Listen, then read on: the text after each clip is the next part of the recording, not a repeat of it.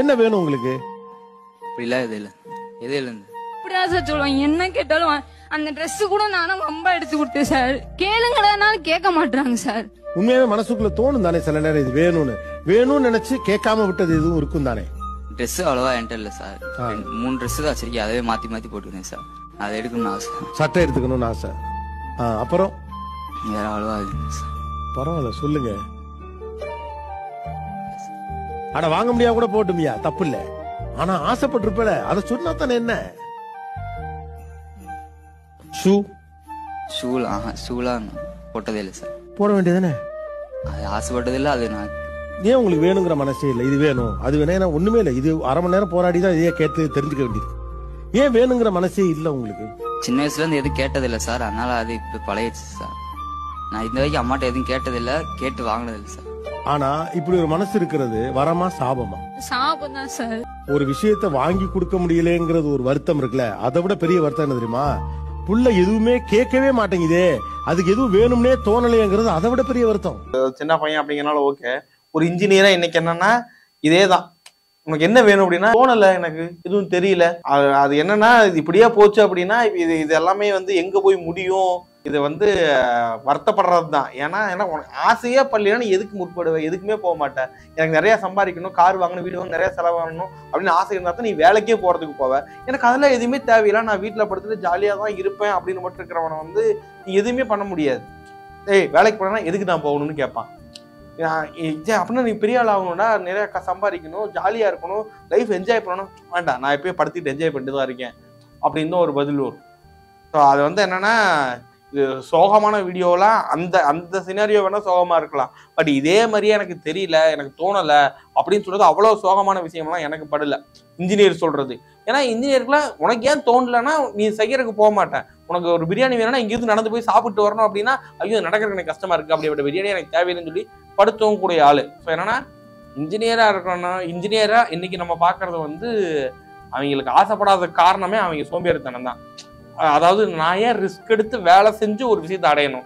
தேவையில்லை. அடைஞ்சா என்ன கிடைக்கும்? சந்தோஷம் கிடைக்கும். அதுல அடையாமையே சும்மா உட்காந்து சந்தோஷமா தான் இருக்கிறேன். நான் ஏன் அதை கஷ்டப்பட்டு நான் போய் பண்ணி வேலைக்கு போய் சம்பாரிச்சு வீடு கட்டி கார் ஏன் வாங்கணும்? எனக்கு எதுவுமே தேவையில்லை அப்படிங்கிறதான் இவங்க இன்னைக்கு வர்ற எல்லாருமே சொல்ற பதில் அதுதான். அதுக்காண்டிதான் யாருமே வேலைக்கு போக மாட்டாங்க, கம்பெனில ஆள் கிடைக்க மாட்டாங்க. பெரிய பிரச்சனை. வீட்டுல இதை எப்படி அக்செப்ட் பண்ணிக்கிறாங்கன்னு தான் எனக்கு புரியல. வீட்லயும் சேம். ஏன்னா நம்மள்ட்ட சொல்ற மாதிரி தான் வீட்லயும் சொல்லியிருப்பாங்க ஒரு வேலை. அதனால அவங்க என்ன பண்ணுவாங்கன்னே தெரியல. இது எப்படி மாறுச்சுன்னு தான் தெரியல. இந்த சினாரியோ இப்படி ஒரு சினாரியோ மாறும்னு யாருமே எதிர்பார்த்திருக்க மாட்டாங்க.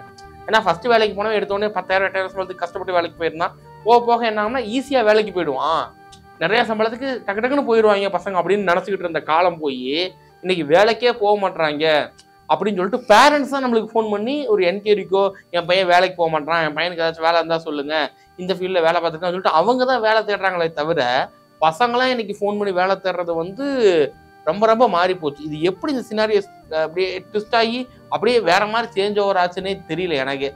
உனக்கு எதாவது தெரியுமா? தேவை இருக்குது, உனக்கு கோல் இருக்குதுன்னா சூப்பரு. நாங்க சைக்கிள்ல போகணும்னு நாங்க ஆசைப்பட்டோம், எங்க ஆசை அவ்வளவுதான். இன்னைக்கு அடுத்து பாத்தீங்கன்னா அடுத்த ஜென்ரேஷன் பைக்ல போகணும்னு ஆசைப்படுறாங்க. அதுக்கு அடுத்த ஜென்ரேஷன் கார்ல போகணும்னு ஆசைப்படணும்ல. இவன் என்ன சொல்றான்? அதெல்லாம் எதுவுமே எனக்கு தேவையில்லை, நான் ஏன்டா ஆசைப்படணும்னு கேக்குறீங்க. முட்டாள்தனமா இல்லையா அந்த கேள்விய? எதுக்கு ஆசைப்படணும்னு திருப்பி கேட்டா அது எவ்வளவு பெரிய முட்டாள்தனம். எதுக்குடா நீ பிறந்த? அப்படியே செத்து போயிட வேண்டியதானே கையோட. பிறந்தேன் இதெல்லாம் ஆசைப்பட்டேன் அப்படியே செத்து போயிடுறேன்ப்பா, இல்லை வேலை முடிஞ்சு அப்படின்ட்டு போக வேண்டியதானே. ஃபர்ஸ்ட் ஆசைப்படுங்க. நீங்க ஆசைப்பட்டா தான் அதுக்காண்டி வேலை செய்வீங்க. அது ஒன்றும் கஷ்டமெல்லாம் கிடையாது. நீங்க ஆசைப்படுறதுலாம் ஈஸி தான். ஏன்னா ஆசைப்பட்டது கிடைக்காம போயிடுச்சுன்னா நம்மளுக்கு கஷ்டப்படுவோமோ அப்படின்னு நினைச்சு ஆசைப்படாம இருக்கிறீங்க. அப்படிலாம் ஒன்றும் கிடையாது. ஆசைப்பட்டு அப்படி கிடைக்கலன்னா கிடைக்கிற வரைக்கும் ஆசைப்படுவோம், அவ்வளவுதானே. அப்படி சிம்பிளா வாழ்க்கையை எடுத்துட்டு போங்க. தயவுசெய்து உங்களுக்கு எது கோல் எது இருக்குதுன்னா செட் பண்ணுங்க. உங்களுக்கு பிடிச்சதை பண்றதாங்க கோல். வேற யாரும் செட் பண்ணி கொடுக்க மாட்டாங்க. வீட்டை வீடு வாங்க சொல்லுவாங்க, கார் வாங்க சொல்லுவாங்க, அதெல்லாம் தேவையில்லை. எனக்கு இதெல்லாம் பண்ணணும், இந்த மாதிரி அடுத்த லெவலுக்கு போகணும், இந்த நிலையிலிருந்து இந்த நிலைக்கு நான் மாறணும், அவ்வளவுதான். அதுக்கு மட்டும் ஆசைப்படுங்களேன். அதுக்கு ஆசைப்பட்டீங்கன்னாவே நீங்க உங்களுக்கு தேவையானதை நீங்க செய்ய ஆரம்பிச்சிருவீங்க. ஸோ ப்ளீஸ் மக்களே, நீங்களும் இப்பயாவது ஏதாவது செட் பண்ணுங்க. ஏதாவது ஒன்று தோணும். இல்லை எனக்கு எதுவுமே தோணாம அப்படிதான் இருக்கவே இருக்காது. ஆசைப்படுங்க. முடியலனாலும் ஆசைப்படுங்க. பரவாயில்ல, இது எனக்கு கிடைக்காது, வராது, என்னால் ஹீரோ ஆகணும்னு ஆசைப்படுறேன், முடியாது, பரவாயில்ல, நினைங்க. ஆசையாவது போடுங்களேன். அந்த ஆசையாவது வெளியே சொல்லுங்களேன். 4 பேர்த்திட்ட உங்க ஃப்ரெண்ட்ஸ் இருப்பாங்க, பக்கத்து வீட்டுக்காரங்க இருப்பாங்க, யார்கிட்டயாவது சொல்லுங்களேன். கடைசிக்கு சோசியல் மீடியாவது போடுங்களேன். யாருமே இல்ல, யார்ட்டையும் சொல்ல மாட்டேன், ஒரு இன்ட்ரோவர்ட் அப்படின்னா போடுங்க social media. I want to become a hero, I want to become a director, I want to become a cameraman. ஏதோ ஒன்று போடுங்க ஐயா. அது ஜஸ்ட் எக்ஸ்போஸ் பண்ணுங்க யூனிவர்ஸுக்கு. அது பண்ணீங்கன்னாவே உங்களுக்கு ஆட்டோமேட்டிக்கா அதை வேலை செய்ய ஆரம்பிப்பீங்க. ஏன்னா முடியல என்னால. ஆஃப் பண்ணிடு தம்பி, அவ்வளவுதான். இதுக்கு மேல கண்டென்ட்டே கேட்காதீங்க.